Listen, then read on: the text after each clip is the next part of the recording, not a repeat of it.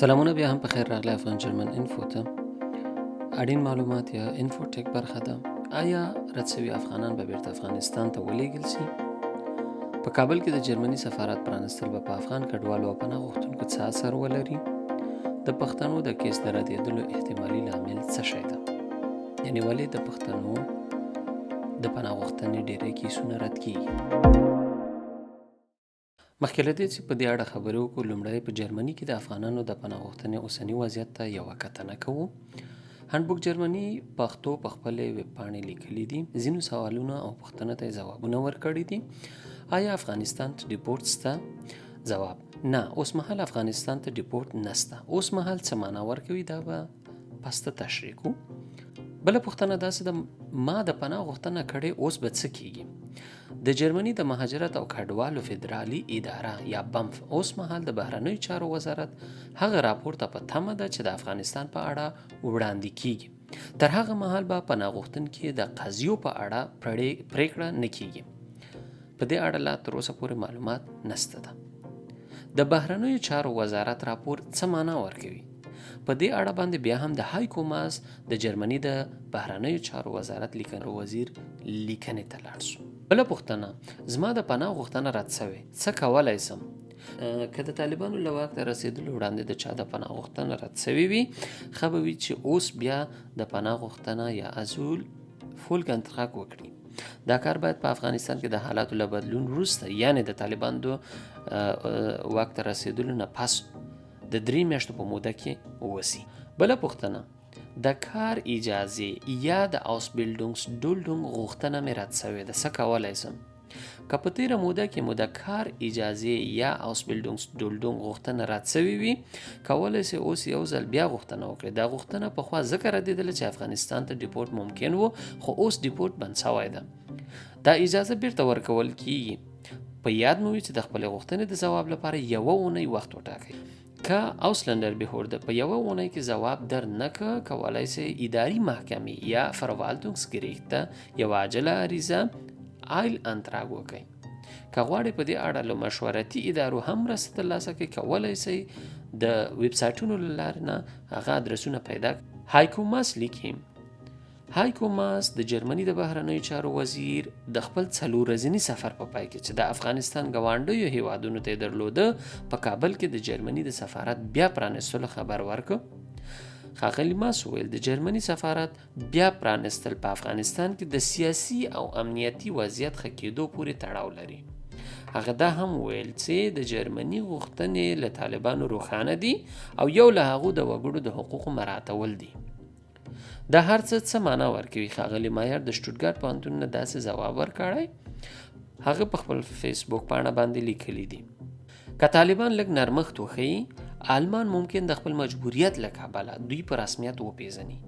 د آلمان مجبوریت به څه وي؟ ځکه که چیرې دوی طالبان تروریستي ډله وګڼي، بیا د خپل قانون له لوري مکلف دي ټول هغه افغان مهاجر ومني چې یاد هیواد ته ورځي. یعنی د آلمان د دولت دا مجبوریت ده چې دلته افغان کډوال دی ومنل سي. په دې ډله کې د غیر قانوني مهاجرو پرته نور هغه کسان هم ورګډیږي چې په قانوني لارو یاد هیواد ته سفر کړی ده. د یو راپور له مخې چې یونسیار ته د قانوني پناه غوښتنې تر ټولو ډیرو کسانو آلمان د پناه اخیستلو لپاره ټاکلی ده. وروسته له هغه بیا فرانسه ده، په داسې حال کې چې کاناډا، استرالیا او امریکا چې انګلیسي ژبې هیوادونه هم دي او مهاجرو ته ښه فرصتونه هم لري. خو په دې لړلیک کې آلمان په لومړۍ کټګورۍ کې راځي. له همدې کبله آلمان اړ دی د افغان مهاجرو د بیرته راګرځولو لپاره، یعنی ډیپورټ کولو لپاره له طالبانو سره تعامل وکړي. دا به د غرب په پالیسیو کې لوی بدلون وي، خو که دا فرصت د نرمښت نه ښودلو په صورت کې له لاسه لاړ نشي.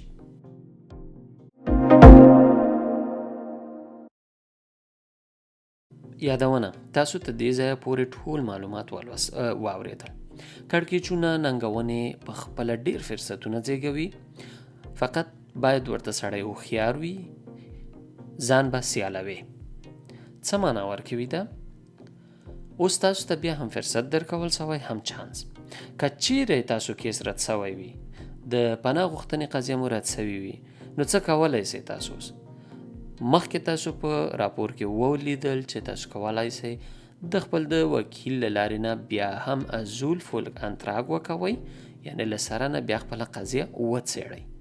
دا تاسو ته دا چانس درکوي چې بیا په خپلې قضیې باندې فکر وکوئ، ښې لارې چارې ورته وګورئ، خپل ژبه سمه کړئ، درس ورته ووایئ، کار وکوئ، سپین کار وکوئ، تر څو تاسو وکولی سئ په الماني ټولنه کې خپل ځای پیدا کړئ.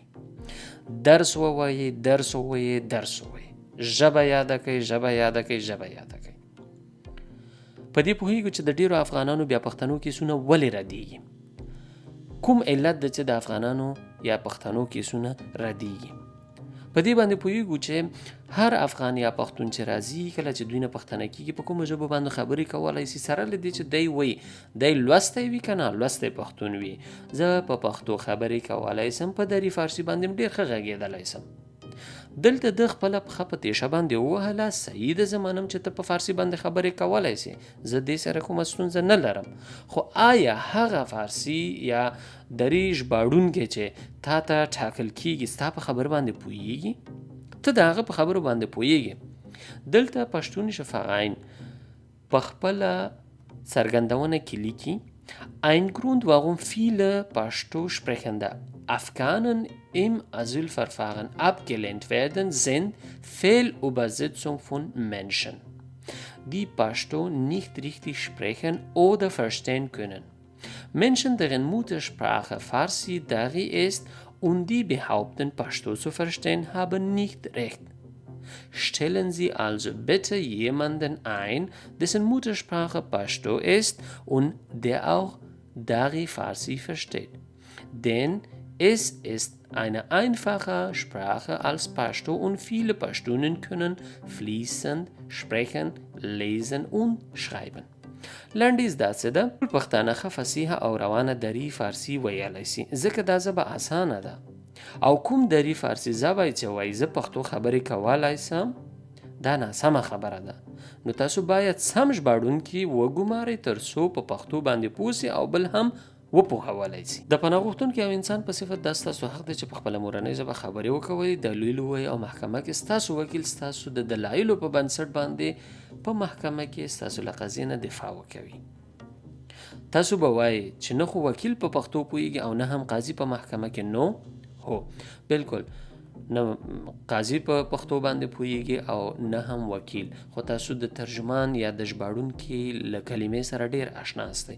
دلته بیا تاسو ته فرصت درکول کیږي چې بیا ژباړونکی وټاکئ خپل ځان لپاره او ترجمان ولرئ. دري ژبه افغان، فارسي ژبه ایرانی او یا هم پاکستانی پښتون په دې ان چې ته په دې ژبو او لهجو پوهیږي او دې خلکو سره فهم او تفهیم کوي، دا معنی نه ورکوي چې هغه دې هم ستا په ژبه او لهجه باندې پوه سي. مه ډارېږه، ورته ووایه زه پښتون ژباړونکی غواړم. پښتون ژباړونکی دې وګمارل سي تر څو ستا په لهجه باندې پوه سي، تا هم پوه کولی وسي او ته هم خپلې ټولې خبرې ورته وکولی سي. کله چې تا نه د ژباړونکي په هکله باندې پوښتنه کیږي، تاسو باید ورته ووایئ زه پښتون یم، زه پښتون ژباړن غواړم، زما ژباړونکی باید پښتون وي، زما ترجمان باید پښتون وي.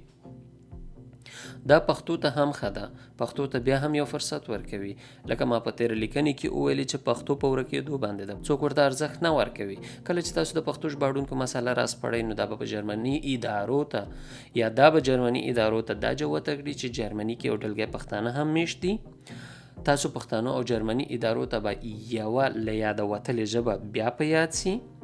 که تاسو په نورو ژبو د بروشرونو او معلوماتو پاڼو اخیستلو ډډه وکوئ او ورته یادونه وکړئ چې موږ په پښتو معلومات غواړو، ستاسو دا کړنه به د دې سبب شي چې هغوی هم په دې لټه شي معلومات په پښتو تاسو ته را پیدا کړي او یا هم وژباړي. اندېښنه مه کوئ، په پښتو ژباړن سته، په پښتو ژباړونکي سته ده، فقط تاسو ورته فرصت ورکړئ، تاسو سره به کومک وکوي.